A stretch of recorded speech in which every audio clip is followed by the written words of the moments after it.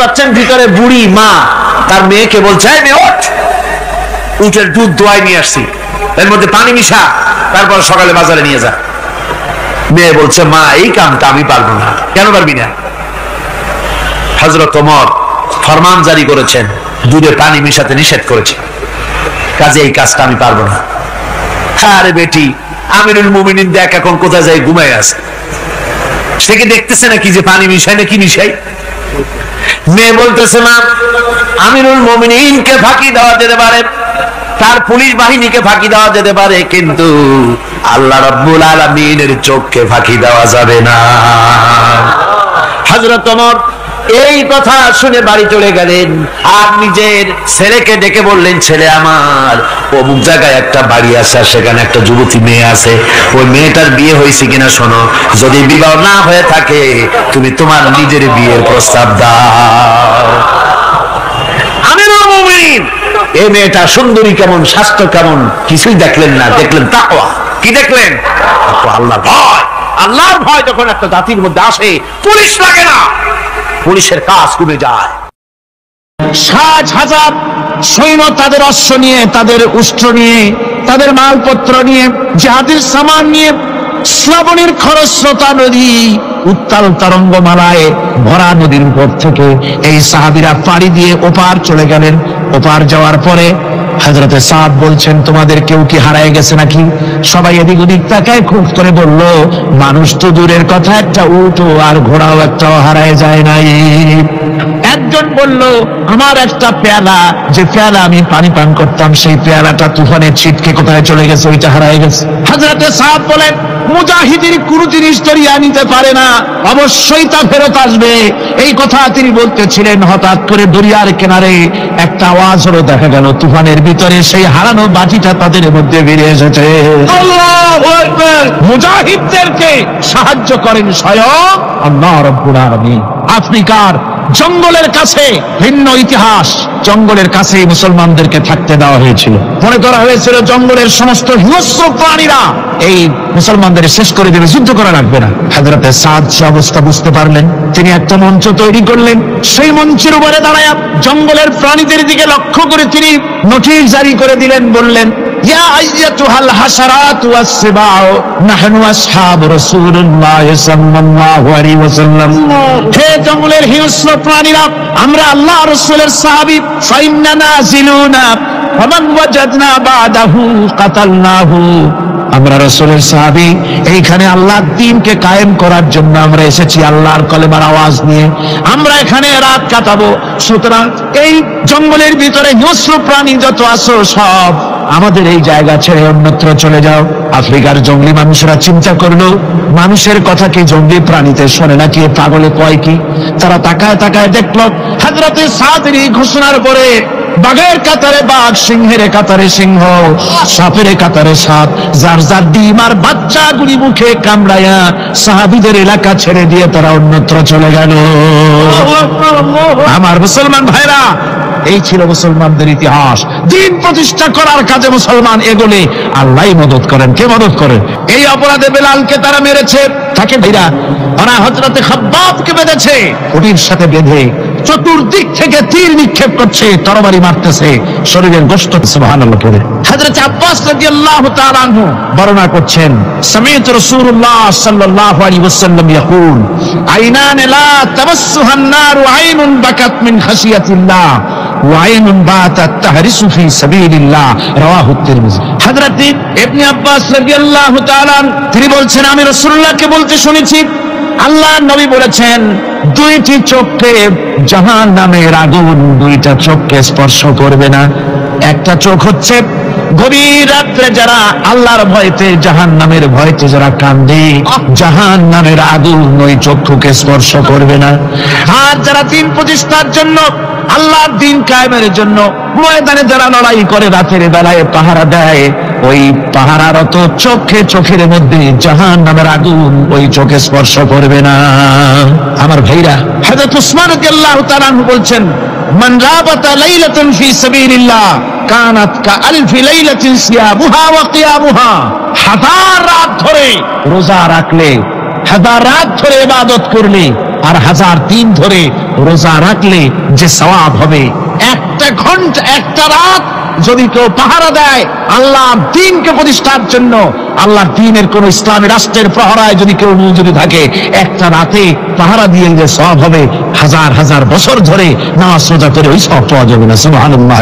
অর্থাৎ 1000 বছর ধরে নামাজ রোজা করার মতোই সওয়াব পাহারা দেওয়া আল্লাহর দ্বীনের ইসলামের রাষ্ট্রকে। বন্ধুগণ, রাসূল পাক সাল্লাল্লাহু আলাইহি ওয়াসাল্লাম তিনি বলেছেন, কিয়ামতের দিন জাহান্নামের আগুন আর জিহাদের ময়দানের ধুলি, এই দুটি একসঙ্গে কোন মানুষের পেটের মধ্যে প্রবেশ করবে না। রাসূল পাক সাল্লাল্লাহু আলাইহি ওয়াসাল্লামের একটি হাদিস যা মিশকাত শরীফের মধ্যে বর্ণিত আছে। মিশকাত শরীফের সম্ভবত 336 পৃষ্ঠায় এই হাদিসটি বর্ণনা করা হয়েছে যে হযরত ইবনে আইস রাদিয়াল্লাহু তাআলা আনহু হচ্ছেন এই হাদিসের রাবী। তিনি বলছেন, একবার হুজুর সাল্লাল্লাহু আলাইহি ওয়াসাল্লাম এক ব্যক্তির জানাজায় গিয়ে উপস্থিত হলেন। হযরত ওমর রাদিয়াল্লাহু তাআলা আনহু তখন হুজুরকে বললেন, হে রাসূল, আপনি এই লোকটার জানাজা পড়বেন? এই লোক তো ইসলামের এই ক্ষতি করেছে, সেই ক্ষতি করেছে, অমুক করেছে, এই লোকটার আপনি জানাজা পড়বেন? হুজুর তখন উপস্থিত লোকদের জিজ্ঞেস করলেন, হাজিরিন, তোমরা কি কেউ এই লোকটাকে কোন ইসলামের ভালো কাজ করতে দেখেছো? একজন লোক দাঁড়িয়ে গেলেন। তিনি বললেন, হে আল্লাহর নবী, আমি সাক্ষী, আমি দেখেছি একটা মুজাহিদ বাহিনী জিহাদ করে ফিরতেছিল, তো এক জায়গায় তারা ডেরা গাড়লো, শিবির স্থাপন করলো, রাত কাটাবে বলল। আমি দেখেছি এই লোকটি সারা রাত সেই মুজাহিদদেরকে, সাহাবীদেরকে সারা রাত জেগে জেগে পাহারা দিয়েছে। আল্লাহর নবী জানাজার ইমামতি করলেন, আর এরপরে তাকে কবরের মধ্যে মাদফুন করে দিয়ে নবীজি তার কবরের পাশে দাঁড়িয়ে বললেন, ইন্না আসহাবাকা ইয়াযুন্নুনা আন্নাকা মিন আহলিন নার ওয়া আনা আশহাদু আন্নাকা মিন আহলিল জান্নাহ। নবীজি বলছেন, ও কবরবাসী, তোমার সাথীরা মনে করে তুমি জাহান্নামী, আর আমি নবী মুহাম্মদ সাল্লাল্লাহু আলাইহি ওয়াসাল্লাম সাক্ষী দিচ্ছি তুমি বেশক আল্লাহর বেহেশতি, তুমি অবশ্যই আল্লাহর জান্নাতে যাবে। এরপর হযরত ওমরের দিকে ফিরে রাসূলুল্লাহ বললেন, ওমর, মানুষের শুধু বাহ্য দৃশ্যটাই দেখো না, তার অন্তরের জাযবাটাকেও কদর করো। সুবহানাল্লাহ। এই জিহাদের ময়দানে যারা কাজ করে, জান দেয়, মাল দেয়, আল্লাহ পাক তাদের উপরে রহম করেন। এই জিহাদ হচ্ছে এক অগ্নি পরীক্ষা। এই জিহাদটা কি? অগ্নি পরীক্ষা। এমনি এমনি বেহেশতে যাওয়া যাবে না ভাই। আল্লাহ রাব্বুল আলামিন কোরআনে কারীমের মধ্যে বলেছেন, আহাসিবান নাসু আইয়ুতরাকু আইয়াকুলু আমান্না ওয়া হুম লা ইফতানুন। লোকেরা কি ভেবেছে নাকি যে ঈমান এনেছি এই কথাটা বললেই আমি বেহেশত দিয়ে দিই, মুমিন বলে সাজিদাই করব? না, যখনই তারা বলবে আমি মুমিন, আমি তখন তাকে অবশ্যই পরীক্ষা করব। এই পরীক্ষায় তাকে পাশ করতে হবে। কোরআনে কারীমে আল্লাহ রাব্বুল আলামিন অনেক জায়গায় এই কথাগুলি বলেছেন, এমনি এমনি ছেড়ে দেওয়া হবে না। আমি অতীতের লোকদেরকেও পরীক্ষা করেছি, তোমাদেরকেও পরীক্ষা করব। পরীক্ষা না দিয়ে কেউ তোমরা বেহেশতে যেতে পারবে না। এই জমিনে তোমাদের আগুনের পরীক্ষা দিতে হবে। পয়গম্বরেরা কষ্ট করেছেন, সাহাবায়ে কিরাম কষ্ট করেছেন। আল্লাহ রাব্বুল আলামিন তিনি বলছেন, আম হাসিবতুম আন তাদখুলুল জান্নাতা ওয়া লাম্মা ইয়াতিকুম মাসালুল লাযীনা খালাউ মিন ক্বাবলিকুম মাসাতুহুমুল বাসাউ ওয়াদ-দাররাউ ওয়া যুলজিলু হাত্তা ইয়াকুলার রাসূলু ওয়াল্লাযীনা মা'হু মাতা নাসরুল্লাহ আলা ইন্না নাসরাল্লাহি করিব। আল্লাহ রাব্বুল আলামিন বলেন, তোমরা কি মনে করেছো যে তোমরা বেহেশতে প্রবেশ করবে, অথচ তোমাদের পূর্বে যারা এই পৃথিবীতে এসেছিল তাদেরকে আমি যেমন পরীক্ষা করেছি ওরকম পরীক্ষা এখনো তোমাদের উপরে আসে নাই, ওরকম বিপদও আসে নাই, মুসিবতও আসে নাই। এমন বিপদ এসেছিল নবীদের উপরে, সাহাবায়ে কিরামদের উপরে, যে বিপদে মানুষ চচ্চরিত হয়ে গিয়ে নবী এবং তার সাথী সঙ্গীরা একথা তারা মুখ থেকে বেরিয়ে গেছে, মাতা নাসরুল্লাহ। আয় আল্লাহ, তোমার মদদ কখন আসবে? তোমার মদদ কখন আসবে? মার খেতে খেতে তো শেষ হয়ে গেল।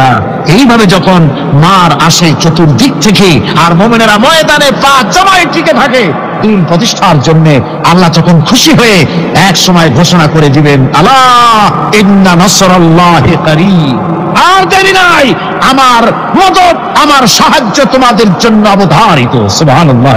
আমার ভাইরা, বিষয়টা সহজ নয়। শুধু দুইটা সেজদা দিয়া, শুধু তাহাজ্জুদের কিছু নামাজ পড়িয়া আল্লাহর জান্নাতে যাওয়া এত সহজ নয়। রাস্তা খুব কঠিন, রাস্তা খুব। ये शहादत गाहे उल्फत में कदम रखना, ये शहादत गाहे उल्फत में कदम रखना, लोग समझते हैं आसान है मुसलमान होना। এটা হলো শাহাদাতের উত্তপ্ত ময়দানে পা রাখা। লোকেরা মনে করে ইসলাম গ্রহণ করা, মুসলমান হওয়া বুঝি বড় সহজ ব্যাপার। এত সহজ। বিশ্ব শান্তি প্রতিষ্ঠার জন্য আল্লাহ রাব্বুল আলামিন স্থায়ী পরিকল্পনা দান করেছেন। রব্বুল আলামিন বলেছেন, তাআলাউ ইলা কালিমাতিন সাওয়াইন বাইনানা ওয়া বাইনাকুম আল্লা না'বুদা ইল্লাল্লাহ। আল্লাহ পাক বলছেন, ও আমার হাবিব, আপনি বলুন, ও আহলে কিতাবের লোকেরা, ও খ্রিস্টান জগৎ, ও পৃথিবীর মানুষেরা, তাআলাউ ইলা কালিমাতিন সাওয়াইন বাইনানা ওয়া বাইনাকুম, এমন একটা কথার দিকে তোমরা ঐক্যবদ্ধ হও যেটা তোমাদের জন্য আর আমাদের জন্য সমভাবে প্রযোজ্য। তা হচ্ছে আল্লাহ না'বুদা ইল্লাল্লাহ, আল্লাহ ছাড়া কারো গোলামি করব না। আমেরিকার গোলামি নয়, রাশিয়ার গোলামি নয়, ফ্রান্স এবং ব্রিটেনের গোলামি নয়, ভারতের গোলামি নয়। গোলামি হবে আল্লাহ সুবহানাহু ওয়া তাআলা। এরই মধ্যে শান্তি নিহিত। শান্তি কোথায় নিহিত? আল্লাহর গোলামির মধ্যেই, এরই মধ্যেই শান্তি নিহিত। ওয়ালা নুশরিকা বিহি শাইয়া, আর আল্লাহর শক্তির সাথে কোন জিনিসকে আমরা অংশী স্থাপন করব না। আর পরস্পরকে আমরা প্রভু বলে মেনে নেব না আল্লাহ ছাড়া। এটাই হলো শান্তির পরিকল্পনা। তিনটা আল্লাহ তিনটা পরিকল্পনা দিলেন। কয়টা দিলেন? একই পরিকল্পনার তিনটে দিক। এক, আল্লাহর গোলামি, আল্লাহ ছাড়া কারো গোলামি করা যাবে না, আল্লাহর সাথে কাউকে অংশী স্থাপন করা যাবে না। ওয়ালা ইয়াত্তাখিযা বা'দুনা বা'দান আরবাবাম মিন দুনিল্লাহ, আর আল্লাহ ছাড়া কাউকে প্রভু বলে মানা যাবে না। আল্লাহ ছাড়া কাউকে সুপার পাওয়ার বলে আমরা মানি না। সুপার পাওয়ার আকাশে জমিনে একজনই আছেন, তার নাম কি? জোরে বলেন, তার নাম কি? ওই আল্লাহ রাব্বুল আলামিন বলেছেন, ইনিল হুকমু ইল্লা লিল্লাহ। হুকুম, আইন একমাত্র আল্লাহরই চলতে পারে, মানুষের উপরে আর কারণ। আলা লাহুল খালকু ওয়াল আমর, সৃষ্টি যার, আইন চলবে সেই আল্লাহ রাব্বুল আলামিনের। মানুষের এই কথা কেন আমাদের মাথার মধ্যে ঢোকে না? আমাদের মাথার মধ্যে এই কথা আসা দরকার। এই পৃথিবীতে কই একটা গরু তো আর একটার গরুর আইন মানে না। লক্ষ্য করেন, মাঠে ময়দানে যে বড় বড় গরু আছে, যে গরুটার শিং মোটা, স্বাস্থ্য মোটা, সেই গরু সে বলে নাকি যে এর মধ্যে দুর্বল যত গরু আছে কেউ নড়তে পারবে না, আমার হুকুম মেনে চলতে হবে। আর সমস্ত ছোট গরুরা বয়স ছোটে জড়সড় হইয়া ঘাস খাওয়া বাদ দিয়া মাঠের এক কোনায় গিয়ে দাঁড়ায় রয়েছে, এরকম দেখা গেছে কখনো? একটা গরু আর একটা গরুর আইন মানে না, একটা গাধার একটা গাধার আইন মানে না, একটা ব্যাঙ ছোট্ট প্রাণী, সেই ব্যাঙ আর একটা ব্যাঙের আইন মানে না। ভাদ্র মাসে, শ্রাবণ মাসে যখন বৃষ্টি পড়ে তখন বড় ব্যাঙটা সে বলে না যে ছোট ব্যাঙেরা একটা টু শব্দ করতে পারবি না, যত গ্যাং ওর গ্যাং আমিই করব। আর সব ব্যাঙেরা ভয়েস চড়ে চুপ হয়ে গেছে, এরকম হয়েছে কখনো? মুসলমান ভাইয়েরা, একটা গাধা একটা গাধার আইন মানে না, একটা কুত্তার আইন মানে না, একটা ব্যাঙ একটা ব্যাঙের আইন মানি না। তুমি মানুষ হয়ে আর একটা মানুষের তৈরি করা আইনের সামনে কি করে মাথা নত করো? এটা শিরকুন আযীম।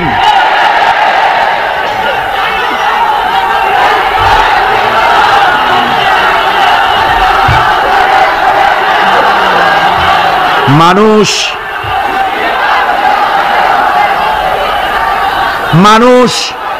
কেবলমাত্র আল্লাহ রাব্বুল আলামিনের, আল্লাহ সুবহানাহু ওয়া তাআলার আইনকেই মানতে হবে, আর কারো আইন মানা যাবে না। এমন কি যেসব নেতারা আল্লাহর আইনকে মানতে বাধ্য করে না, সেসব নেতাদের নেতৃত্ব মানা। আল্লাহ রাব্বুল আলামিন কোরআনে কারীমের মধ্যে বলেছেন, ওয়ালা তুতিউ আমরাল মুসরিফিনাল্লাযীনা ইউফসিদুনা ফিল আরদি ওয়ালা ইউসলিহুন। আল্লাহ পাক বলেন, ওই সব নেতাদের আনুগত্য মোটেও করো না যারা নাকি জমিনের উপরে বিপর্যয় সৃষ্টি করে, ফাসাদ সৃষ্টি করে, আর সংশোধনমূলক কোনো কাজ করে না। ওই সব নেতাদের কোনো কথা তোমরা মেনো না, তাদের অনুসরণ করো না। আইন মানা তো দূরের কথা, ওদের আনুগত্যও করো না।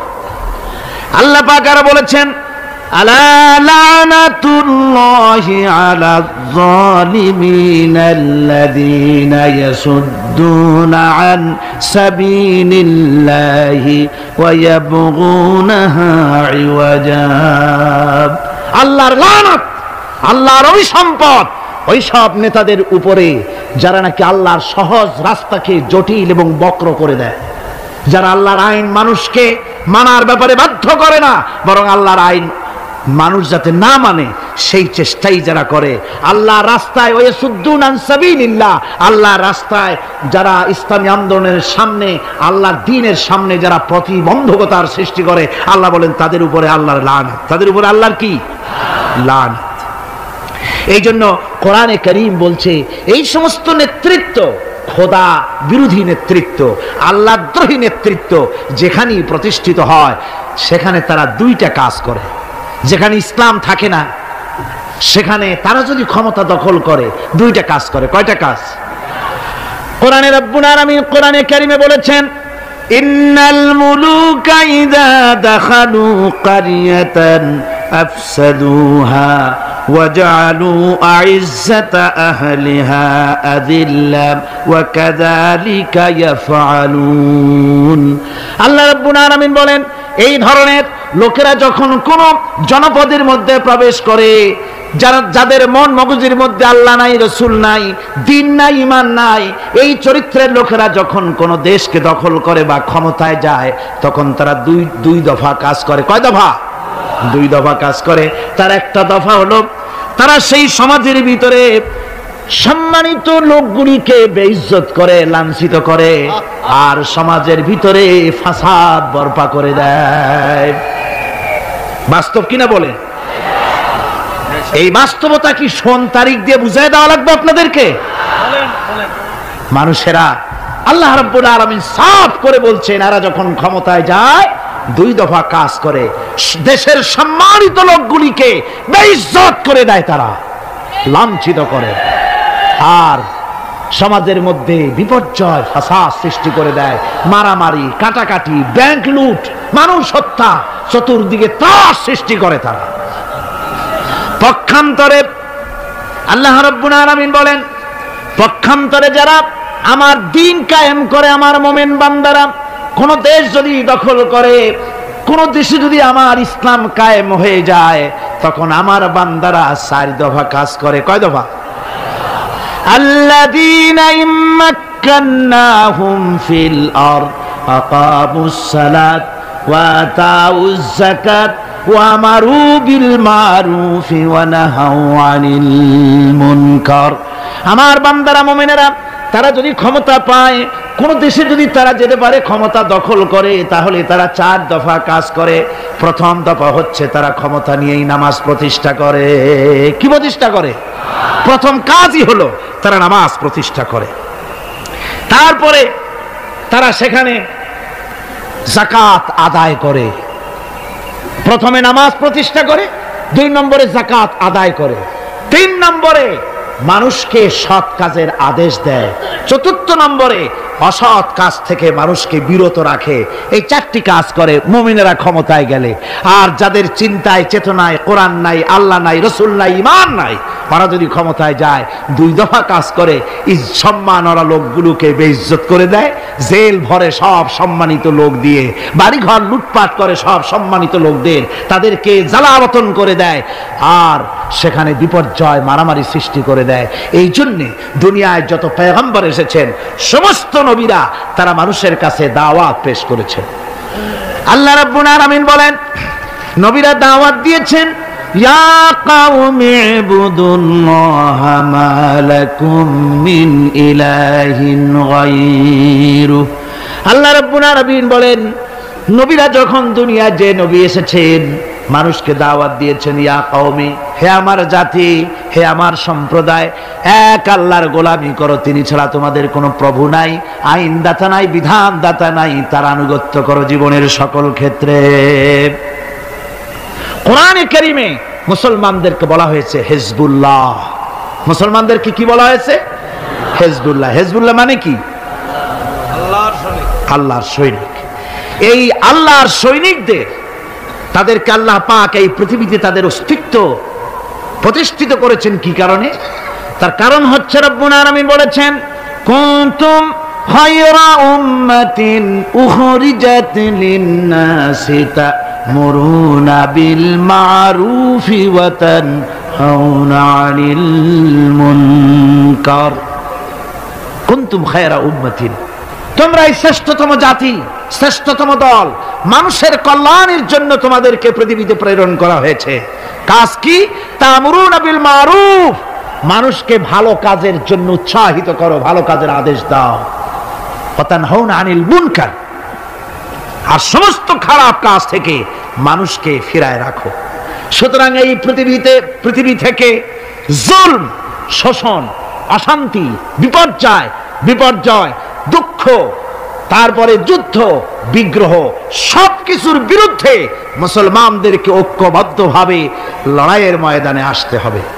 কোরআনে কারীমে রব্বুল আলামিন এই কথা এভাবে বলেছেন, ওয়াকাতিলুহুম হাত্তা লা তাকুনা ফিতনাতুন ওয়া ইয়াকুনাদ-দীনু কুল্লুহু লিল্লাহ।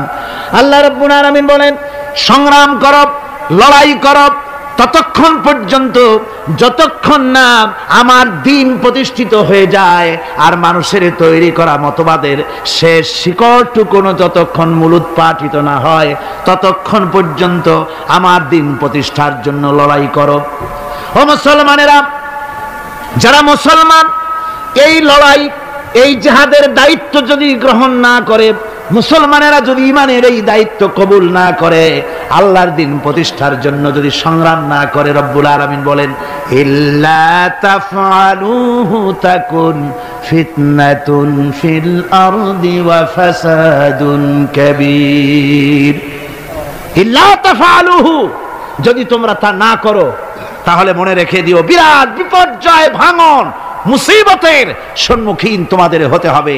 পৃথিবীর মুসলমানেরা, আজ আমরা এই দায়িত্ব পালন করছি না বলে আমাদের সামনে এই বিরাট মুসিবত এসেছে বিশ্ব জুড়ে, ঠিক কিনা কর?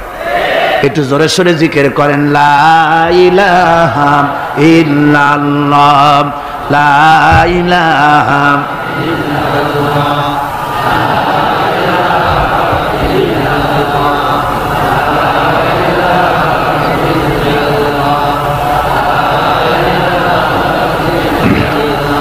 লা ইলাহা ইল্লাল্লাহ মুহাম্মাদুর রাসূলুল্লাহ।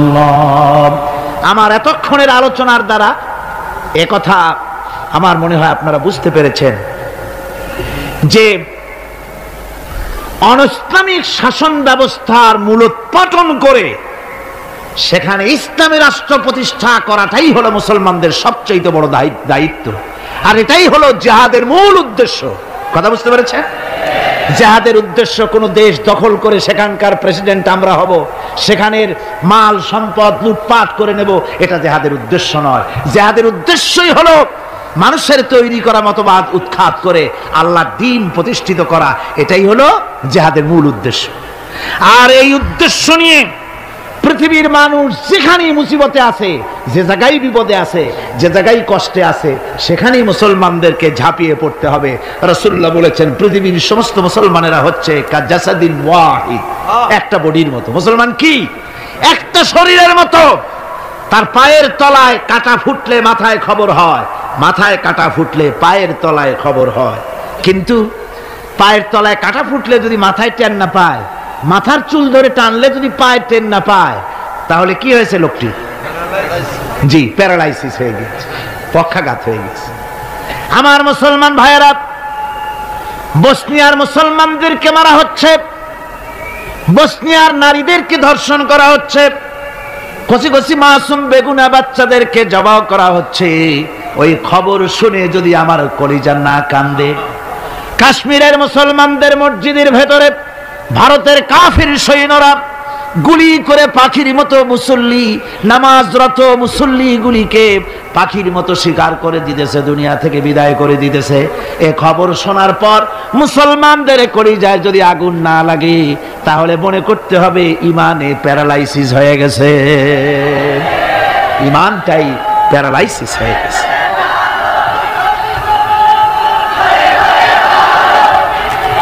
আমার আল্লাহ রাব্বুল আলামিন, আমার আল্লাহ রাব্বুল আলামিন কোরআনে কারীমের মধ্যে পরিষ্কার বলেছেন, ওয়ামা লাকুম লা তুকাতিলুনা ফি সাবিলিল্লাহ ওয়াল মুস্তাদআফিনা মিনার রিজালি ওয়ান নিসাই ওয়াল বিলদানিল্লাযীনা ইয়াকুলুনা রাব্বানা আখরিজনা মিন হাযিহিল ক্বরিয়াতিয যালিমি আহলুহা। ওয়ামা লাকুম, কি হয়েছে তোমাদের? লা তুকাতিলুনা ফি সাবিলিল্লাহ, আমার রাস্তায় কেন সংগ্রাম করো না, কেন লড়াই করো না? ওয়াল মুস্তাদআফিন মিনার রিজাল, যেখানে নিপীড়িত, নিগৃহীত, আবাল বৃদ্ধ বনিতা, পুরুষ নারী, কচি কচি শিশু নির্যাতনে অতিষ্ঠ হয়ে আমার দরবারে ফরিয়াদ করে বলছে, আয় আল্লাহ, এই জালিমের জনপদ থেকে আমাদেরকে মুক্ত করো।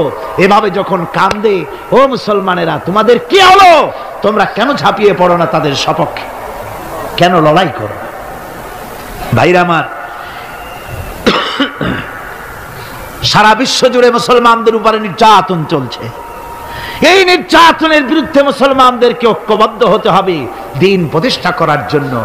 দ্বীন যদি প্রতিষ্ঠিত হয়, তাহলে নির্যাতন বন্ধ হয়ে যাবে, শয়তানি বদমাশি সব বন্ধ হয়ে গিয়ে সুখ এবং শান্তি প্রতিষ্ঠিত হবে। এই জন্য ইসলামে জিহাদের স্তর সম্পর্কে বলা হয়েছে। রাসূল পাক সাল্লাল্লাহু আলাইহি ওয়াসাল্লাম বলেছেন, ফামান জাহাদাহুম বিয়াদিহি ফাহুয়া মুমিন ওয়ামান জাহাদাহুম বিলিসানিহি ফাহুয়া মুমিন ওয়ামান জাহাদাহুম বিকলবিহি ফাহুয়া মুমিন ওয়া লাইসা ওয়ারা যালিকা মিনাল ঈমানি হাব্বাতু খারদালিন। মুসলিম শরীফের হাদিস। আল্লাহর নবী বলতেছেন, যে ব্যক্তি অন্যায়ের বিরুদ্ধে হাত দিয়ে লড়াই করবে সে ব্যক্তি মুমিন, যে মুখ দিয়ে কথা বলবে এটার বিরুদ্ধে সেও মুমিন, যে ব্যক্তি মনে মনে এটাকে ঘৃণা করবে সেও মুমিন। এরপরে ইমানের কোনো স্তর নাই, ইমানের আর কোনো জায়গা নাই, শেষ শেষ। তাহলে ফার্স্ট ক্লাস মুমিন কে? যে ব্যক্তি হাত দিয়ে বাধা দেয়। ফার্স্ট ক্লাস মুমিন কে? যে ব্যক্তি অন্যায়ের বিরুদ্ধে তার দুহাত উত্তোলন করে অন্যায়কে চুরমার করে দেওয়ার জন্য জেগে আসে, সেই হলো ফার্স্ট ক্লাস মুমিন। এটা যদি না পারে, তাহলে মনে মনে খারাপ জাত, তাহলে মুখ দিয়ে বলতে হবে। এটা হলো সেকেন্ড ক্লাস। মুখ দিয়ে বলা কি? Second class. মুখ দিয়ে বলতে হবে। মুখেও যদি প্রতিবাদ করতে না পারো, মনে মনে খারাপ জানো, এর পেছনে কোনো ইমানের দরজা নাই, স্তর নাই। তবে মনে মনে খারাপ জানা, আর খারাপ জানার অর্থ কি? মনে মনে খারাপ জেনে এই পরিস্থিতির কেমন করে পরিবর্তন আসতে পারে সেই চিন্তা ভাবনা দরদ যদি কলিজায় না থাকে, তো ইমানের খাতায় নামটাও থাকবে না। মুমিনদেরকে আল্লাহ দ্বীন প্রতিষ্ঠার জন্য জিহাদে অংশগ্রহণ করতে হবে, তাদেরকে এই জিহাদ হচ্ছে আল্লাহ পাকের পক্ষ থেকে বিরাট নিয়ামত মুসলমানদের জন্য।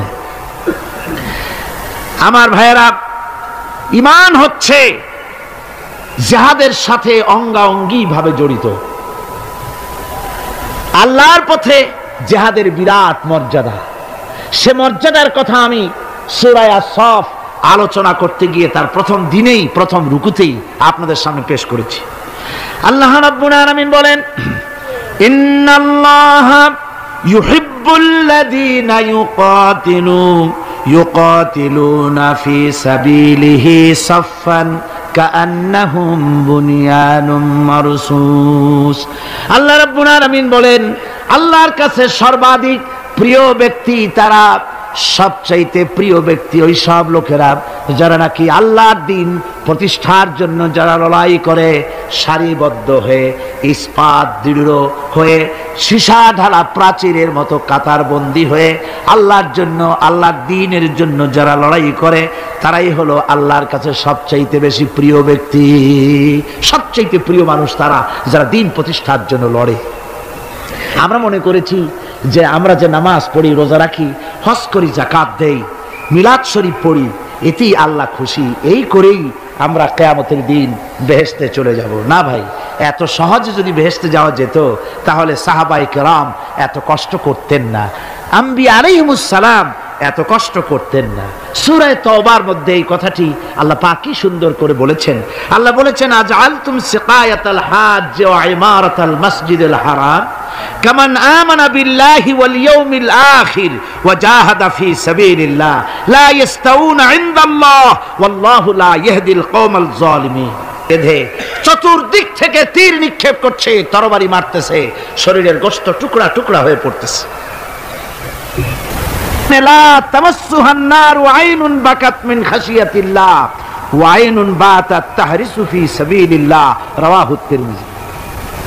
হযরত ইবনে আব্বাস রাদিয়াল্লাহু তাআলা তিনি বলছেন, আমি রাসূলুল্লাহকে বলতে শুনেছি, আল্লাহর নবী বলেছেন, দুইটি চোখকে জাহান্নামের আগুন দুইটা চোখকে স্পর্শ করবে না।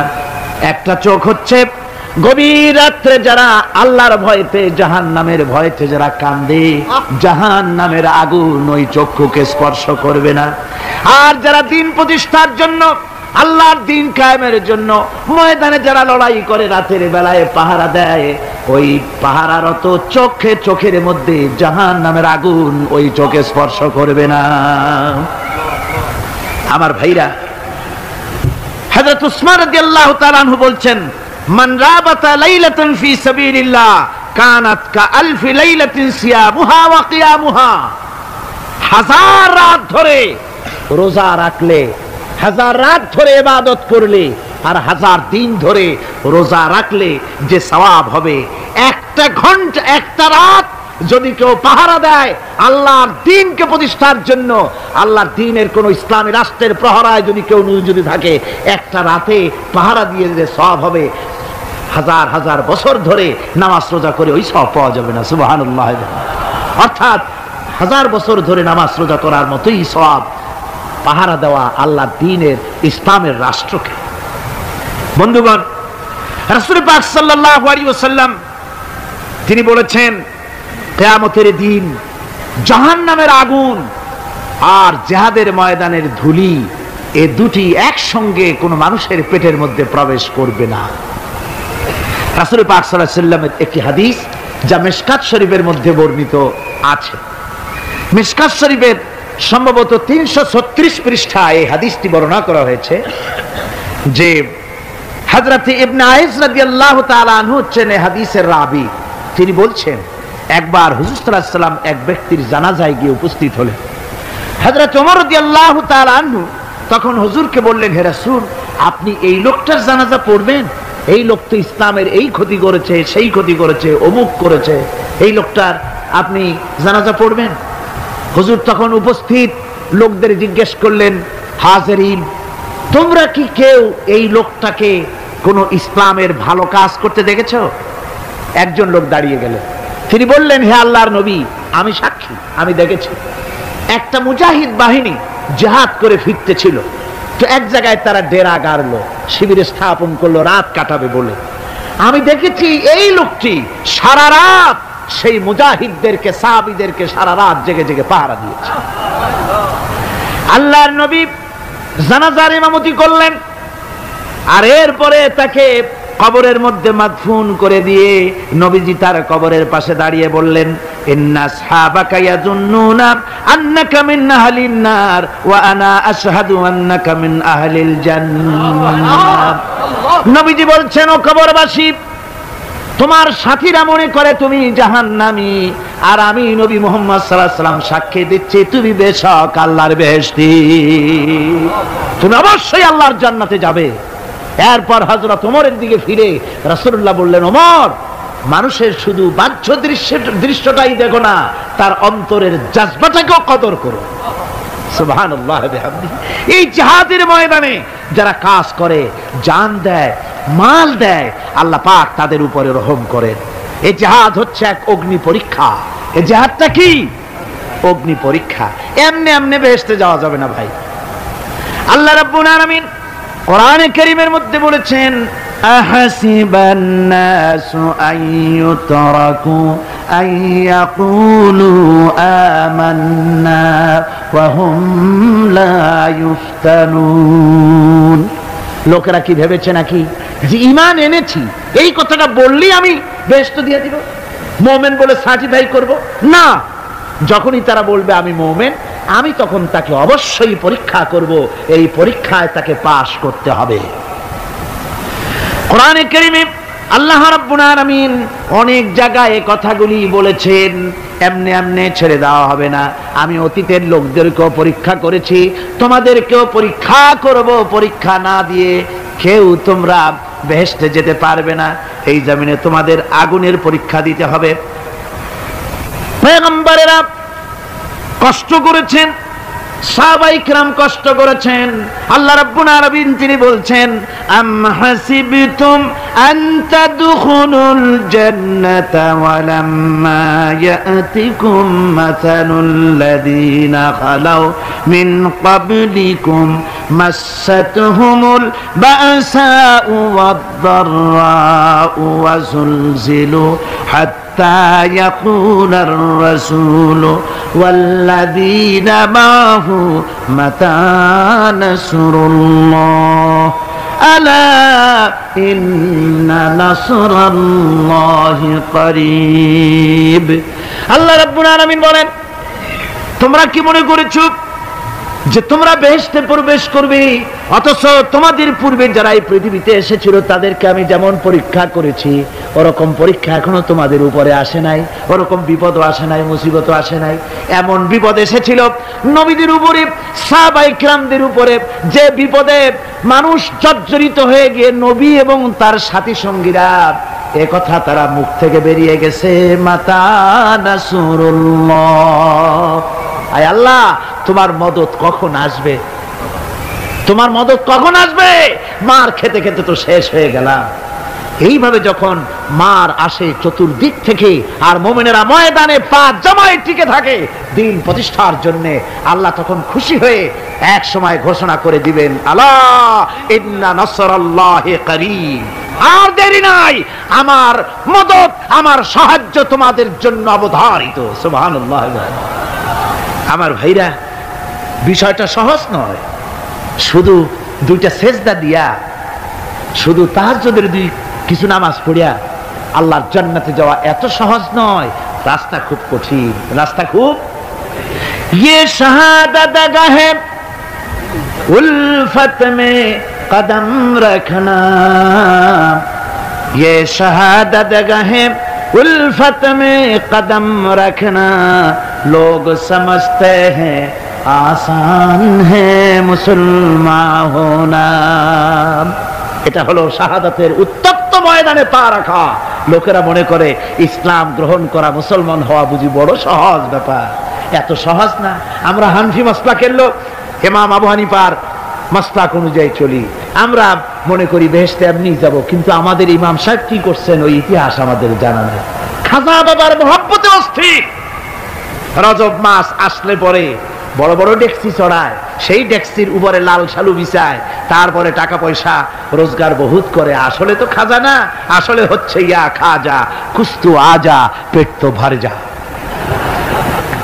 পেট ভরার জন্য পয়সা করে ইনকাম করা। খাজার লা ইলাহা ইল্লাল্লাহ এই চিশতিয়া তরিকার জিকির গ্রহণ করা হয়েছে, কিন্তু চিশতিয়া তরিকা যে আরেকটা আছে, তারাগার পর্বতে পৃথিবীরাজের সঙ্গে লড়াই করা, সেইটার কাছে নেই আমরা, সেটা না। ইমাম আবু হানিফা শুধু মস্তাই বলেন নাই, দিন প্রতিষ্ঠার জন্য রক্ত দিয়েছেন, ঠিক কিনা? 8 বছর, 8টি বছর পর্যন্ত কারারুদ্ধ ছিলেন। তাকে জিজ্ঞেস করা হয়েছে, ইমাম সাহেব জেলের মধ্যে তো আছেন, কষ্ট হয়? ইমাম সাহেব বলেছেন, না কষ্ট হয় না, তবে মাঝে মাঝে একটু কষ্ট হয় মনে। 2-4 মাস পর পর আমার বুড়ি মাকে এনে হাজির করা হয় জেলখানার মধ্যে, আর আমার মায়ের সামনে আমাকে পেটানো হয়, যেন মা মাকে বলে যে এদের সাথে একমত হয়ে যা, সেই জন্য পেটানো হয়।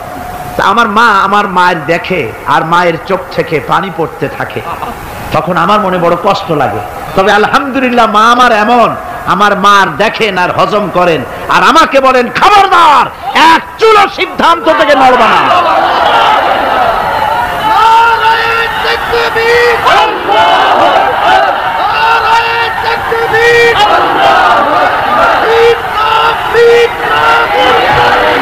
আমার ভাইরা, ইমাম মালিক 28 দিন পর্যন্ত তাকে বাতিলরা বেঁধে গেছে, হাত পিঠ মোড়া দিয়ে 28 দিন বাঁধা। এই হাত বাহু থেকে ডিসকানেক্ট হয়ে গিয়েছে, এই বাহুর জোড়া থেকে ডিসকানেক্ট হয়ে গিয়েছিল হাত, 28 দিন পর্যন্ত বাঁধা ছিল। ইমাম আহমদ বিন হাম্বল, ইসলাম বিরোধীরা তাকে পিটাইছে, প্রত্যেকটা চাবুকের সাথে গায়ের গোশত উঠে এসেছে। এজন্য কবি বলতেছি, पैरवी बू हनीफा की सनद जिंदान है, हम्बली होता है पीठ पर दुर्रे खाने की बात। হানাফি হতে চাও, জেল জরিমানার জন্য প্রস্তুতি নাও। শুধু সবরি কলা খাইয়া বেহেশতে যাওয়া যাবে না, এত সহজ না। আঙ্গুর বেদানা, সবরি কলা আর দুধের স্বরের উপর ইসলাম আসে নাই, ইসলাম এসেছে তত্ত্ব ময়দানের উপরে। জান দিয়ে রক্ত দিয়ে ইসলাম প্রতিষ্ঠা হয়ে গোটা দুনিয়ার নির্যাতিত নিপীড়িত জনতার মুখে হাসি ফুটিয়েছে ইসলাম।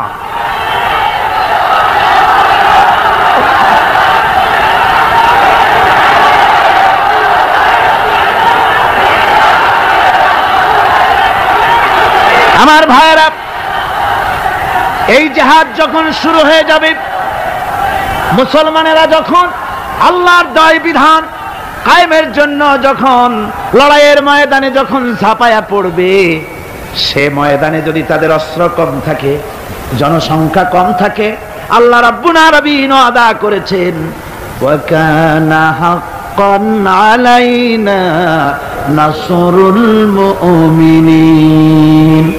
আল্লাহ রাব্বুল আলামিন বলেন, মুমিনরা যখন বিপদে পড়ে যায়, তখন মুমিনদের সাহায্য করা আমি আল্লাহর জন্য ওয়াজিব হয়ে যায়। আমি আল্লাহর জন্য ওয়াজিব। আমার মুমিন ময়দানে মার খাবে আমার দ্বীনের জন্য, আর আমি তাকায় তাকে দেখবো না, তা হবে না। প্রাথমিক পর্যায়ে দেখবো যে তোমরা আসলেই দ্বীন প্রতিষ্ঠার জন্য লড়ো কিনা। তোমাদের বিবি বাল বাচ্চা তোমাদের সামনে শেষ হবে, ঘর বাড়ি জ্বলে যাবে, চাকরি যাবে, সব যাবে, তারপরেও আমার দ্বীন প্রতিষ্ঠার জন্য ময়দানে টিকে থাকো কিনা। যদি তা থাকো, তাহলে আমার মদদ অবশ্যম্ভব। আর কাফিরদের বিরুদ্ধে বিজয়ের জন্য রব্বুল আলামিন বলেছেন, ওয়া কাফাল্লাহুল মুমিনিনাল কিতালা ওয়া কানাল্লাহু কাবিয়্যান আজিজা। কাফেরদের বিরুদ্ধে লড়াইয়ের ময়দানে মুসলমানদেরকে সাহায্য করার জন্য আল্লাহই যথেষ্ট। কে যথেষ্ট? আল্লাহ যথেষ্ট। রব্বুল আলামিন বলেছেন, ওয়ালা তাহিনু ওয়ালা তাহজানু ওয়া আনতুমুল আলাউনা ইন কুনতুম মুমিনিন। কোনো ভয় নাই, কোনো চিন্তা নাই, যদি তোমরা মুমিন হও আমি আল্লাহ রাব্বুল আলামিন তোমাদেরকে বিজয়ী করব। এই ওয়াদা কার? আল্লাহর ওয়াদা কখনো মিথ্যা হয়? আল্লাহ কি মিথ্যা কথা বলেন? নাউযুবিল্লাহ। ওয়ামান আসদাকু মিনাল্লাহি কিলা, আমি আল্লাহর চাইতে সত্যবাদী আর কে হতে পারে? আল্লাহ পাক বলছেন আমি সাহায্য করব তোমাদেরকে, যদি প্রয়োজন হয় তাহলে আমি ফেরেশতা দিয়ে সাহায্য করব। সুবহানাল্লাহ বলে আল্লাহ রাব্বুল আলামিন সূরা আল-আনফালের ভিতরে ঘোষণা করেছেন, দুনিয়ার মানুষকে তিনি শোনায় দিচ্ছেন নবীজির সঙ্গে সাহায্যের ব্যাপারে যে কথাবার্তাগুলি হয়েছিল।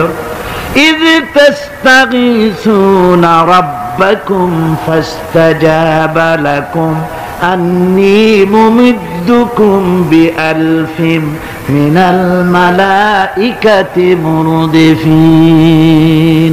স্মরণ করো সেই সময়ের কথা যখন তোমরা আমার কাছে কাকুতি বিনীত করে সাহায্য কামনা করতেছিলে যে আমাদেরকে 1000 ফেরেশতা দিয়ে সাহায্য করা হোক।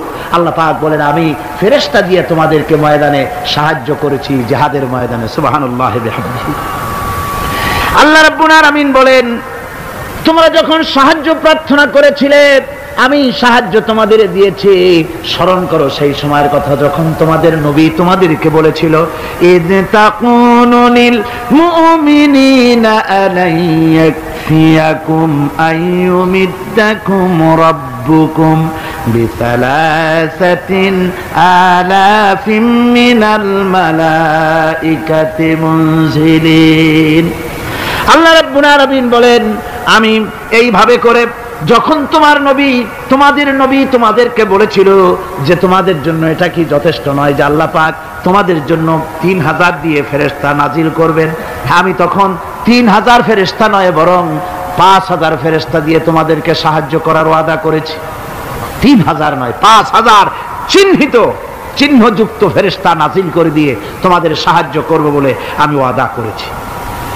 আজও সেই মদদ আল্লাহর পক্ষ থেকে আমাদের জন্য ওই মদদ আজও আসতে পারে।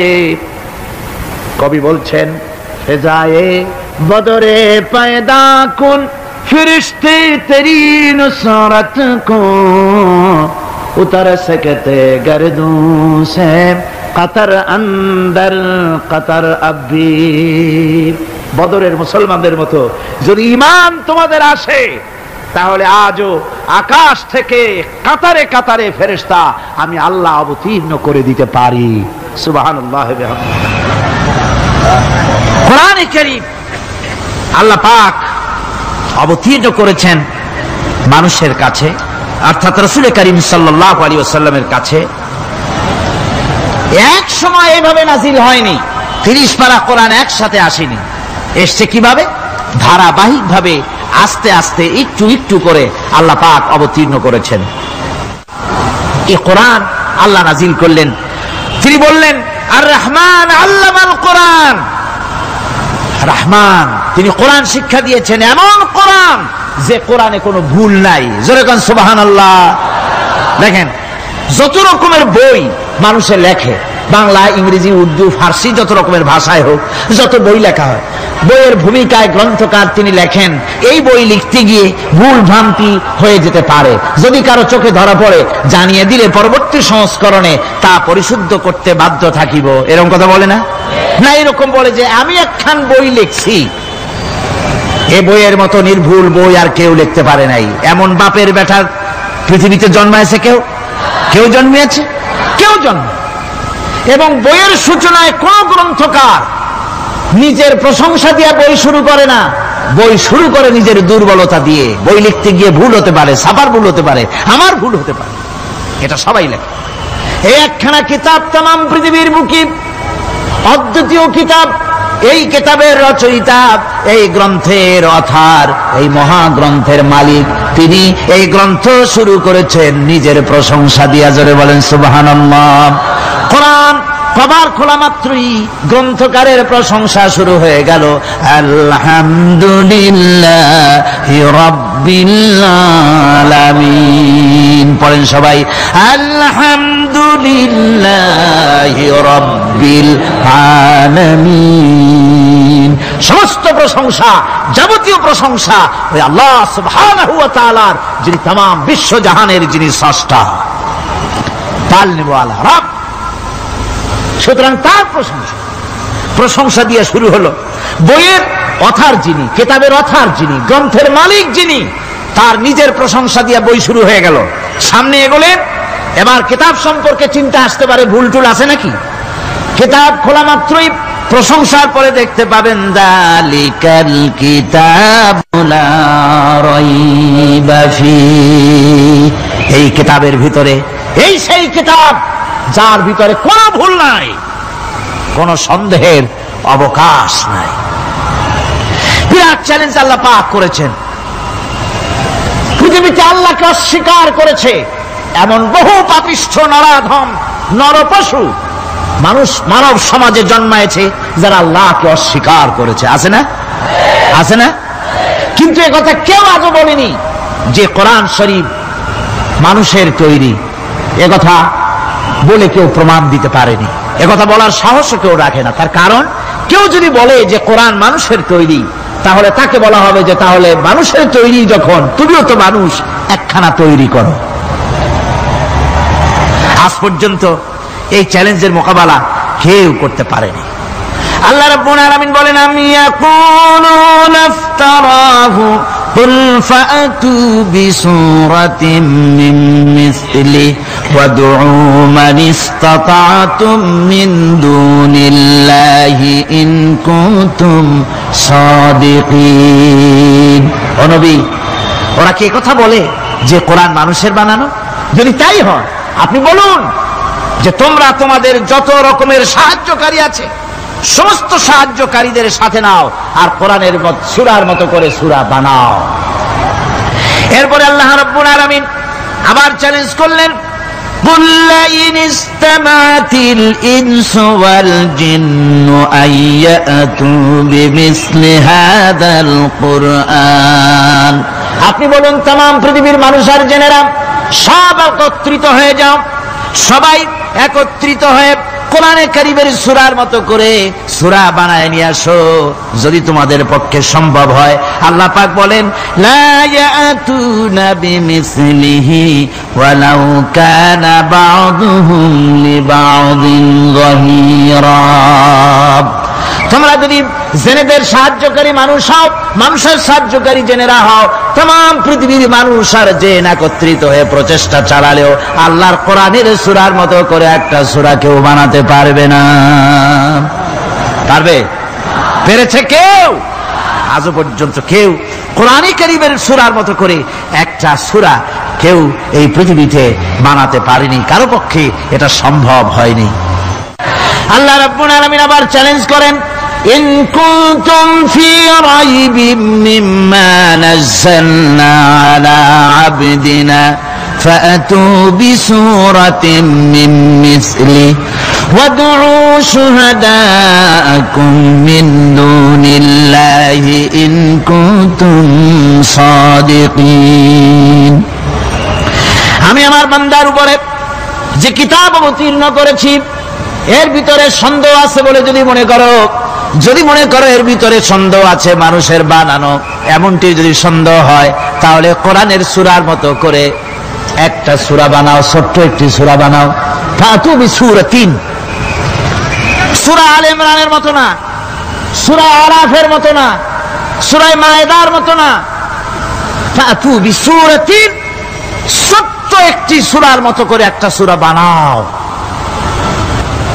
কিয়ামত হয়ে যাবে, মানুষ কোরআনে কারীমের মতো একটি ছোট্ট সূরা বানাইতে পারবে না। সুবহানাল্লাহ পড়ে। আমার ভাইয়েরা, এই কোরআন আল্লাহ রব্বুল আলামিনের পক্ষ থেকে নাজিল হলো। কোরআন মানুষের চিরটা কাল ধরে, আবহমান কাল ধরে মানুষের মনকে আকৃষ্ট করেছে। কোরআনে কারীমের এর ভাষা, এর লালিত্য, এর মাধুর্য এর রচনা শৈলী এবং এর গতিময় ছন্দ, এর শব্দ বিন্যাস মানুষকে মুগ্ধ করেছে চিরকাল ধরে। আল্লাহর নবী বলেন, এ কোরআন যখন আমি তেলাওয়াত করতেছিলাম একটা রাত্রে, যে রাতে আমার তেলাওয়াতের সামনে ছিল জেনেরা যখন আমার কাছ থেকে তেলাওয়াত শুনল, ইসসামিআতু হাত্তা ক্বালু ইন্না সামি'না কুরআনান আজাবা। আমার মুখ থেকে যারা যখন তেলাওয়াত শুনল, জেনেরা তখন এ কথা না বলে পারে নাই, আমরা এক আশ্চর্য ধরনের কিতাব শুনেছি। জোরে বলেন সুবহানাল্লাহ। ইন্না সামি'না কুরআনান আজাবা, এক আশ্চর্য ধরনের কোরআন শুনেছি। বলতেছে সেই সব জেনেরা যাদের বয়স 1000 বছর, 1500, 2000 বছর, 500 বছর, যারা জাবুর শুনেছে, ইনজিল শুনেছে, তাওরীত শুনেছে, সেসব জেনেরা বলছে ইন্না সামি'না কুরআনান আজাবা, আশ্চর্য কিতাব শুনেছি। এমন এক কিতাব ইয়াহদি ইলার রুশদ, যে কিতাব শুনলে পরে শ্রোতাকে হেদায়েতের রাস্তা দেখায় দেয়, এমন এক কিতাব শুনলাম। আর এই কিতাব শোনা মাত্র ফামান্না বিহি, কোরআন শুনলাম আর ঈমান আনলাম। নবীজি বলেন, জেনেরা আমার মুখে তেলাওয়াত শুনে পড়ে নিল লা ইলাহা ইল্লাল্লাহু মুহাম্মাদুর রাসূলুল্লাহ। এই কোরআন এমন এক কোরআন, মান ক্বালা বিহি সাদাকা, এ কোরআন শরীফ থেকে যে কথা বলে সেই সত্য কথা বলে। কোরআন থেকে যে কথা বলে সে কি বলে? তার কারণ কোরআন এসেছে কার কাছ থেকে? ওয়ামান আসদাকু মিনাল্লাহি কিলা, আমি আল্লাহর চাইতে সত্যবাদী আর কে হতে পারে? আল্লাহর নবী বলেন, কোরআন থেকে যে কথা বলে সেই সত্য কথা বলে। আর ওয়ামান আমিলা বিহি উজরা, এই কোরআন যে আমল করবে তাকে পুরস্কার দেওয়া হবে, সে পুরস্কৃত হবে, দুনিয়ায় পুরস্কার পাবে, আখিরাতেও পুরস্কার পাবে। সুবহানাল্লাহ। ওয়ামান হাকামা বিহি আদালা, আর কোরআন থেকে যে বিচার ফয়সালা করবে সেই কেবলমাত্র সঠিক সুষ্ঠু বিচার কায়েম করবে, সোশ্যাল জাস্টিস সেই করতে পারবে, সুবিচার জাস্টিস কায়েম সেই করতে পারবে। ওয়ামান দা ইলাইহি হুদিয়া ইলা সিরাতিম মুস্তাকিম, আর কোরআন থেকে যে দাওয়াত দেয়, কোরআনের দিকে যে দাওয়াত দেয় সেই কেবলমাত্র সঠিক সহজ সরল রাস্তার দিকে দাওয়াত দেয়, যেই দাওয়াত শুরু হয় পৃথিবীর মাটি থেকে আর শেষ হয় গিয়া জান্নাতুল ফেরদাউসে। আমার ভাইয়েরা, কোরআন এর পরিচয়ের কথা বলতেছিলাম। আল্লাহ পাক কি কোরআন আমাদের শিখালেন, কোন কোরআন আমাদের শিখিয়েছেন, সেই কোরআনের পরিচিতি আপনাদের সামনে আমি তুলে ধরতেছি। আমি নিজে না, এবার কোরআন তার পরিচয় নিজেই দেবে। কেউ যদি কোরআনের কাছে জিজ্ঞাসা করে, কোরআন তুমি কোথা থেকে নাজিল হয়েছ, কে তোমাকে নাজিল করেছে, এই প্রশ্ন যদি কেউ কোরআনের কাছে করে, কোরআন নিজেই তার জবাব দিতে পারে কিনা? কোরআন নিজেই বলে, তানজিলাম মিম্মান খালাকাল আরদা ওয়াস সামাওয়াতিল উলা, এই কোরআন নাজিল করেছেন তিনি, যিনি ওই সুউচ্চ আকাশ আর জমিনকে যিনি সৃষ্টি করেছেন, সেই আল্লাহ আমারে নাজিল করেছেন। কোরআনের কাছে কেউ যদি প্রশ্ন করে, ও কোরআন, এই পৃথিবীতে নাজিল হওয়ার আগে তুমি কোথায় ছিলে, কেউ যদি প্রশ্ন করে, কোরআনে কারীম নিজে নিজের পরিচয় শোনায়, আমি কোথায় ছিলাম শোনো, বাল হুয়া কুরআনুম মাজিদুন ফি লাউহিম মাহফুজ, বরং এই কিতাব অতীব মর্যাদা সম্পন্ন সুরক্ষিত ফলকে লিপিবদ্ধ ছিল, আমি ছিলাম লৌহে মাহফুজে, সেখান থেকে এসেছি। যদি কেউ প্রশ্ন করে, কোরআন কি কোরআন, তুমি কার উপরে অবতীর্ণ হয়েছ, জবাব কোরআন নিজেই দেয়, ওয়া আমিনু বিমা নুজিলা আলা মুহাম্মাদ ওয়া হুয়াল হাক্কু মির রাব্বিহিম, ঈমান আনো সেই জিনিসের উপরে যেটা মুহাম্মদ সাল্লাল্লাহু আলাইহি ওয়াসাল্লামের উপর অবতীর্ণ হয়েছে। আবার অন্য আয়াতেও জবাব পাওয়া যায়, তাবারাকাল্লাযী নাযালাল ফুরকান আলা আবদিহি লিয়াকুনা লিল আলামিনা নাযীরা। অতীব বরকতপূর্ণ মহান সত্য সেই আল্লাহ রাব্বুল আলামিন যিনি তার বান্দার পরে ফুরকান অবতীর্ণ করেছেন। সুবহানাল্লাহি বিহামদি। কোরআনের নাম আমি বলেছিলাম শুধু কোরআন নয়, অনেক নাম আছে। কোরআনের আরেক নাম ফুরকান। কোরআনের আরেক নাম কি? আল ফারকু বাইনাল হাক্কি ওয়াল বাতিল। কোরআন হচ্ছে সেই মহাসত্য যা মিথ্যা এবং সত্যের মধ্যে পার্থক্য সূচিত করে, মঙ্গল এবং অমঙ্গলের মধ্যে পার্থক্য সৃষ্টি করে, যা সত্য এবং মিথ্যার মধ্যে তাফরিকা সৃষ্টি করে, সত্যকে মানুষকে বুঝিয়ে দেয়। তার নাম হচ্ছে ফুরকান। এবার যদি প্রশ্ন করা হয়, ও কোরআন, বুঝলাম তুমি লৌহে মাহফুজে ছিলে, বুঝলাম তুমি নবীজির উপরে নাজিল হয়েছো, এবার বলো তুমি কোন মাসে নাজিল হয়েছো? তুমি তো আসছিলা প্রথম কোন মাসে নাজিল হয়েছো? এ প্রশ্ন যদি কেউ করে, কোরআন তার জবাবে বলবে শাহরু রমাদানাল্লাযী উনজিলা ফীহিল কুরআন। রমজানের পবিত্র মাসে আমি অবতীর্ণ হয়েছি। সুবহানাল্লাহ। যদি প্রশ্ন করা হয় রমজানে তো আসছো, কিন্তু প্রথম নাজিল হয়েছিল কোন সময়? ওটা কি দিন ছিল না রাত ছিল? কোরআন তার জবাবে বলে ইন্না আনজালনাহু ফী লাইলাতিল কদর। কদরের পবিত্র রাতে আমি এই পৃথিবীতে আমার আগমন ঘটেছিল। যদি প্রশ্ন করা হয়, বুঝলাম সবই, কেন নাজিল হয়েছে তুমি? এই পৃথিবীতে তোমার আসার উদ্দেশ্য কি? মূল কাজটা কি? এই প্রশ্ন যদি করা হয়, কোরআনে কারীম তার জবাবে বলে, শোনো কেন এসেছি।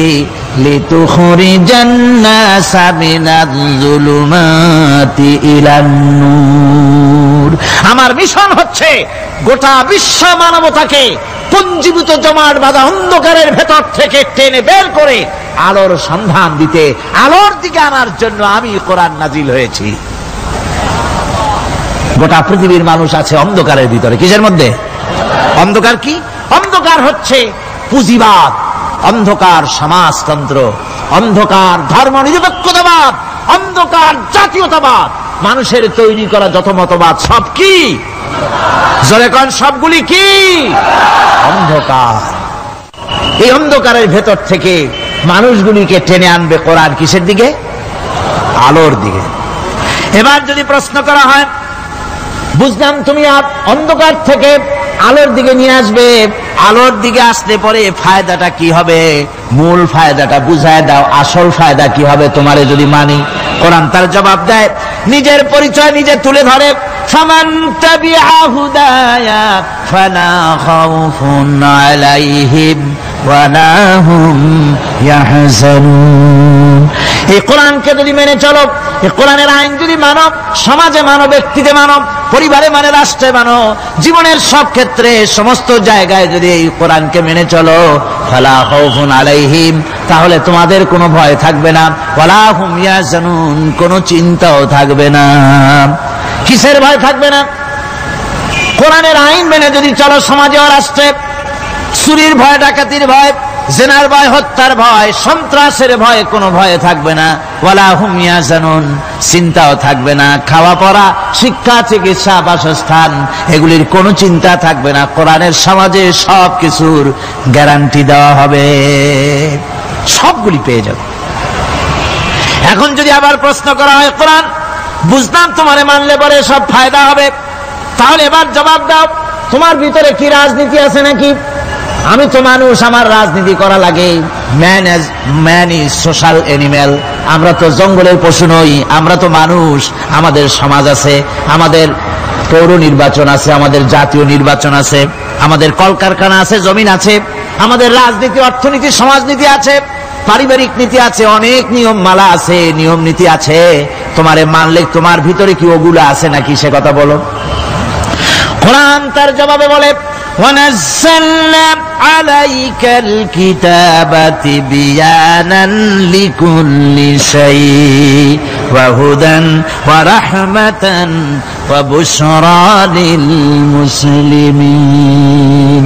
কোরআন জবাবে বলে, শুনে রাখো, শুধু অর্থনীতি সমাজনীতি নয়, শুধু রাজনীতি আর শিক্ষানীতি, যুদ্ধনীতি নয়, তোমার জীবনে যা কিছু দরকার, ইহকালে যা কিছু দরকার, পরকালে সব কথাগুলি আল্লাহ রব্বুল আলামিন আমি কোরআনের সিনার ভিতরে খুলে খুলে বর্ণনা করে দিয়েছেন। সব কথা এ কোরআনে কারীমের ভিতরে রয়েছে। তোমার এমন কোন জিনিস নাই যা তুমি কোরআনে কারীমের মধ্যে পাবে না। তোমার সমস্ত প্রয়োজন আমার বুকের মধ্যে আল্লাহ দিয়ে দিয়েছেন। বিজ্ঞান আছে, দর্শন আছে, ইতিহাস আছে, সব আছে এর মধ্যে। তবে কোরআনের মধ্যে বিজ্ঞান আছে বলে আমি এটাকে বিজ্ঞানের কিতাব বলবো না, দর্শন আছে বলে দর্শনের কিতাব আমি বলবো না, রাজনীতি আছে বলে কোরআনকে আমি রাজনীতির কোন কিতাব বলবো না। কোরআন তাহলে কি? কোরআন হচ্ছে অর্থনীতি, সমাজনীতি, রাজনীতি, পারিবারিক নীতি, মানুষের জীবনের যা কিছু প্রয়োজন, সমস্ত নীতিমালার নীতি গ্রন্থের নাম হতেছে কোরআনে কারীম। সমস্ত নীতিমালার নীতি গ্রন্থ কোরআন। এখানে রয়েছে সব কিছুর উৎস, যেটা গ্রহণ করলে পরে মানুষ আরামে থাকতে পারবে।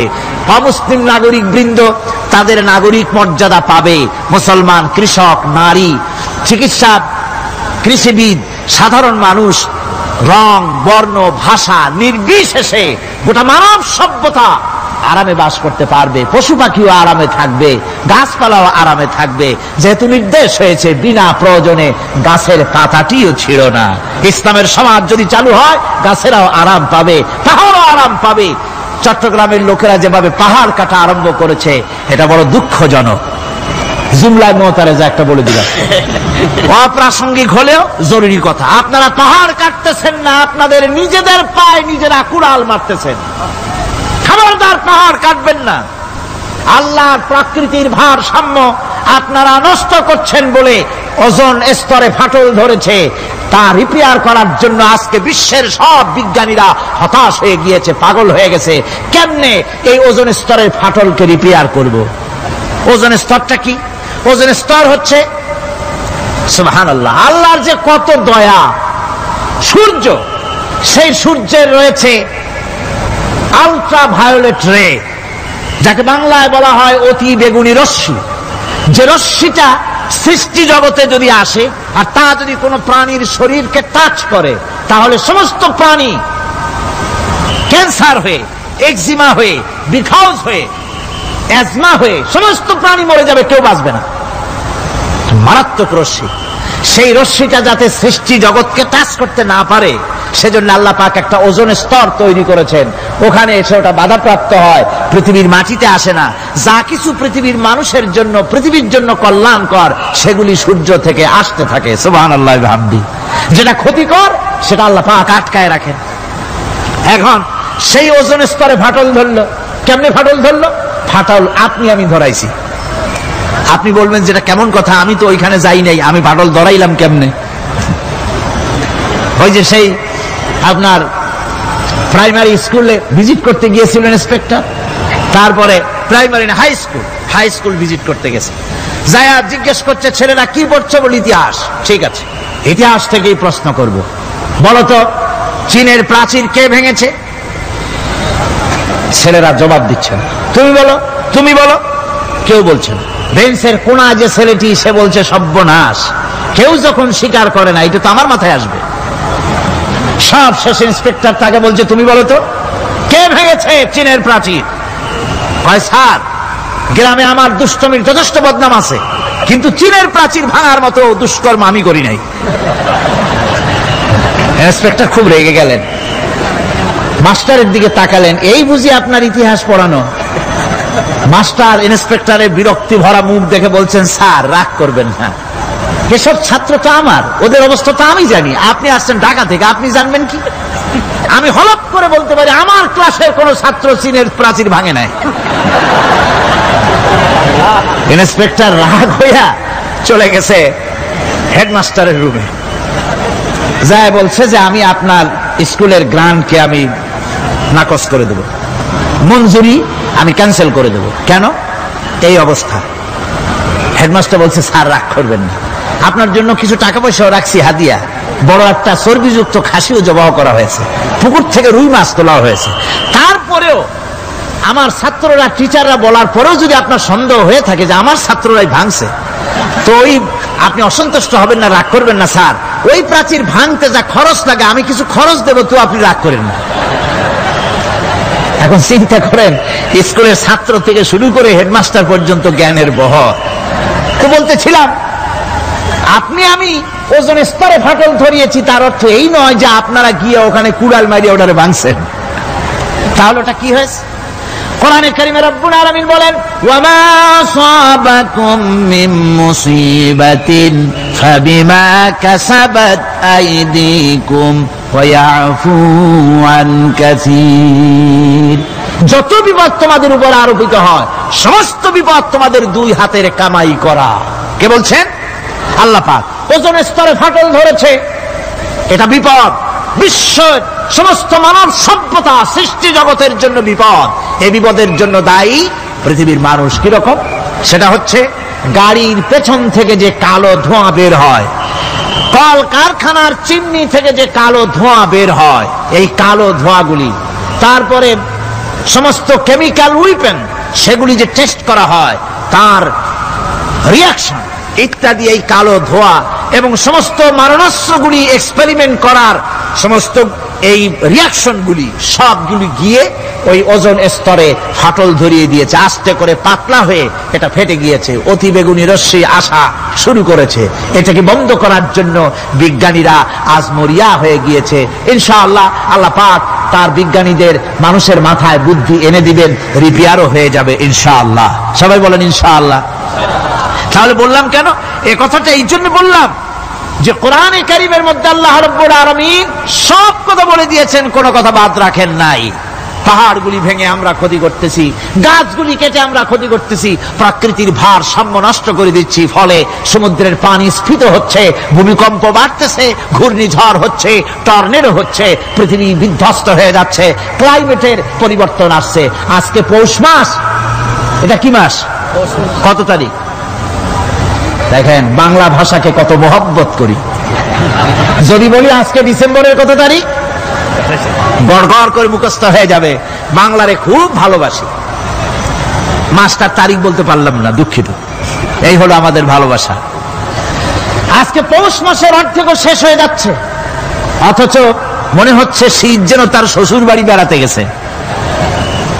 এই যে অবস্থা, এই অবস্থা শুধু বাংলাদেশে নয়, গোটা পৃথিবীতে ক্লাইমেটের একটা বিরাট পরিবর্তন আসতেছে, একটা বড় রকমের পরিবর্তন আসতেছে।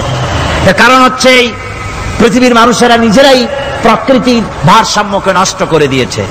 এই ভারসাম্য নষ্ট হওয়ার কারণে আবহাওয়ার পরিবর্তন হচ্ছে, সামুদ্রিক জলোচ্ছ্বাস বাড়তেছে, ভূমিকম্প, আগ্নেয়গিরি ইত্যাদি হচ্ছে এবং পৃথিবীর মানুষ বিধ্বস্ত হচ্ছে। বলতেছিলাম এই কোরআনে কারীমের মধ্যে আল্লাহ পাক সব কথা বলে রেখেছেন। যদি জানতাম, বুঝতাম, তাহলে এই অবস্থার সৃষ্টি হতো না।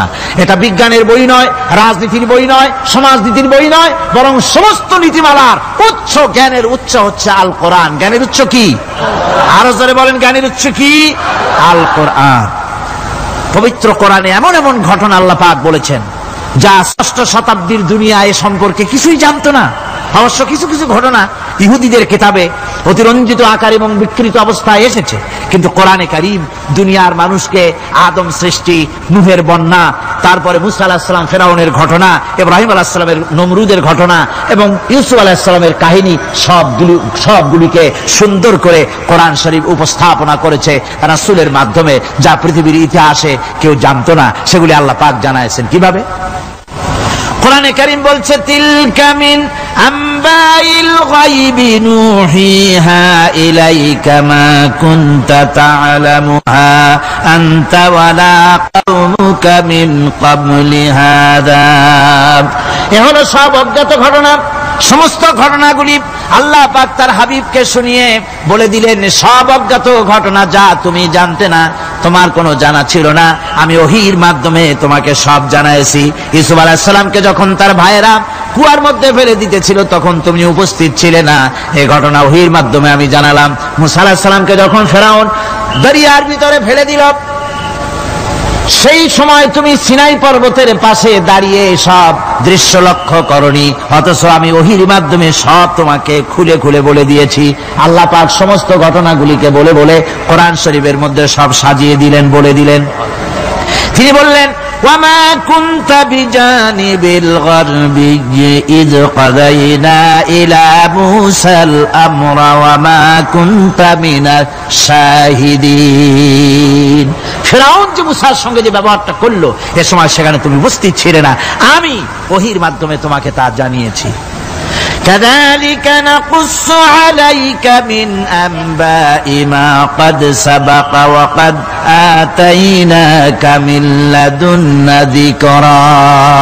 আল্লাহ পাক বলেন, এভাবে আমি আপনার কাছে অতীত ঘটনাবলী ওহীর মাধ্যমে নিখুঁত ভাবে আপনার সামনে সব বলে দিয়েছি। আমার ভাইয়েরা, এই বিশ্বলোকে ঊর্ধ্ব লোক সম্পর্কে নিয়ে ভুল তথ্য বর্ণনা আল্লাহ পাক করে দিয়েছেন কোরআনের মাধ্যমে।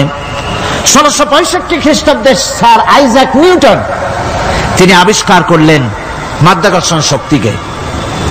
এই মাধ্যাকর্ষণ শক্তি, ল অফ গ্রাভিটেশন, এ সম্পর্কে মানুষের এই থেকে কিছু জানলো, কিন্তু আজ থেকে 1400 বছর আগে আল্লাহ রাব্বুল আলামিন তার উম্মি নবী, যিনি কোনো বিজ্ঞানাগারে লেখাপড়া করেন নাই, কোনো সায়েন্স রিসার্চ করেননি, যিনি কোনো কলেজ ইউনিভার্সিটিতে পড়াশোনা করেননি, তার মাধ্যমে জানিয়েছেন মাধ্যাকর্ষণ শক্তির কথা। কোরআন বলছে, ইন্নাল্লাহা ইউমসিকুস সামাওয়াতি ওয়াল আরদা আন তাজুলা।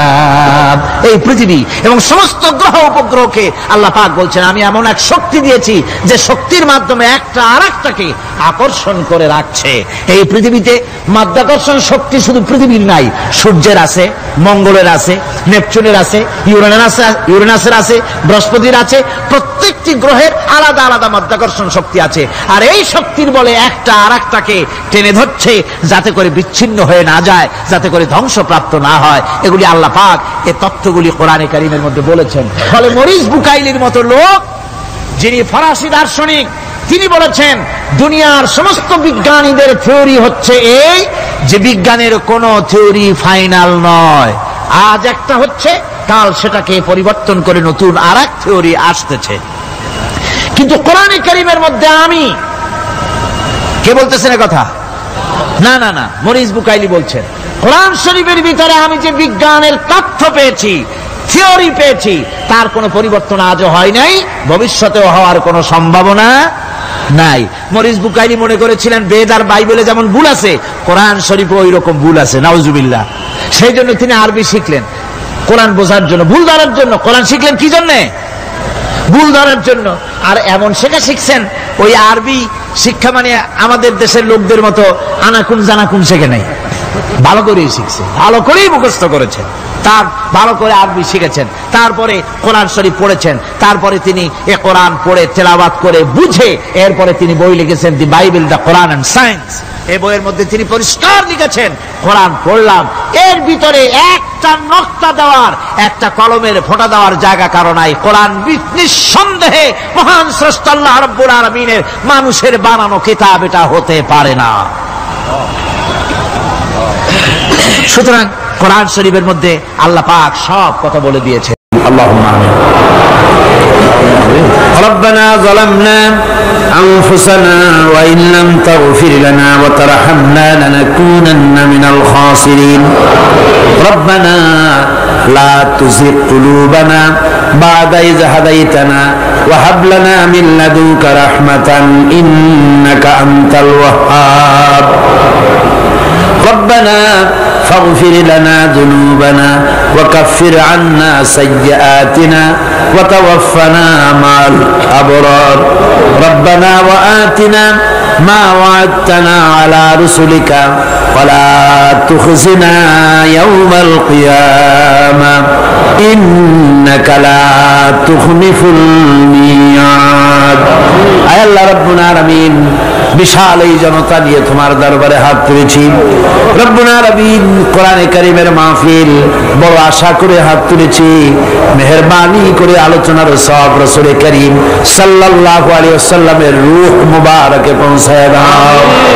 तमाम পৃথিবীর মাটির নিচে মুমিন মুমিনাত যারা শুয়ে আছে তাদের রূহের উপরে সব পৌঁছায় দাও রব্বুল আলামিন।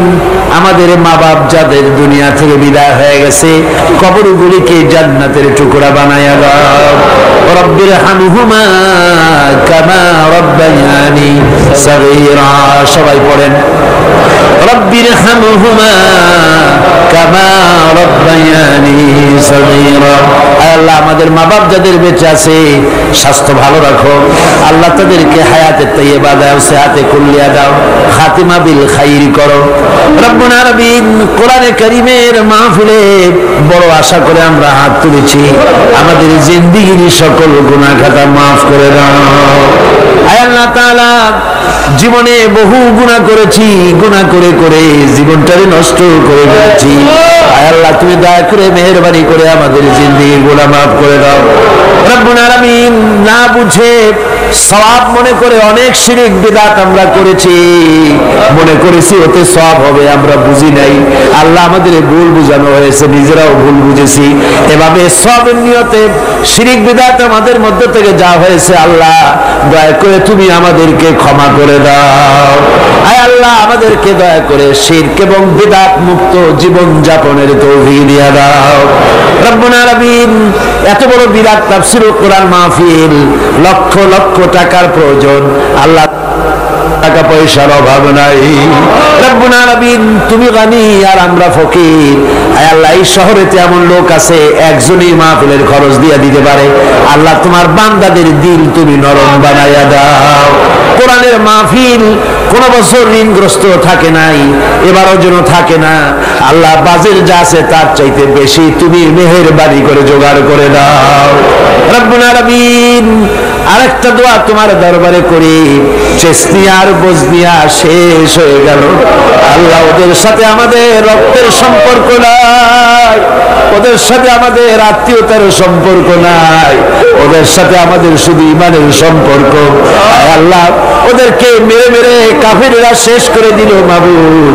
বজনিয়ার চেস্তিয়ায় আর একবার তুমি তোমার রহমতের ফেরেশতা পাঠায় দিয়া সাহায্য করো আল্লাহ, কাশ্মীরের মুসলমানদের উপরে আরেকবার সাহায্য করো রব্বুল আলামিন। এই মাহফিল আল্লাহ, যত মানুষ আসে আল্লাহ বড় আশা নিয়ে আসে কোরআনের মাহফিলে, অনেকের রোগ ব্যাধি আছে, তাদের ধারণা কোরআনের মাহফিলে দোয়া কবুল হয় আল্লাহ, তুমি দয়া করে এই ধারণা তুমি মঞ্জুর করে নাও। যার যত রোগ আছে বালাই আছে ব্যাধি আছে আল্লাহ, সকলকে মাফ করে দাও। সুবহান রাব্বিকা রাব্বিল ইজ্জাতি আম্মা ইয়াসিফুন ওয়া সালামুন আলাল মুরসালিন আলহামদুলিল্লাহি রাব্বিল আলামিন। ওয়াজআল আখিরা কালিমাতিনা ইনদাল মাউত লা ইলাহা ইল্লাল্লাহু মুহাম্মাদুর রাসূলুল্লাহ। আসসালামু আলাইকুম ওয়া রাহমাতুল্লাহ।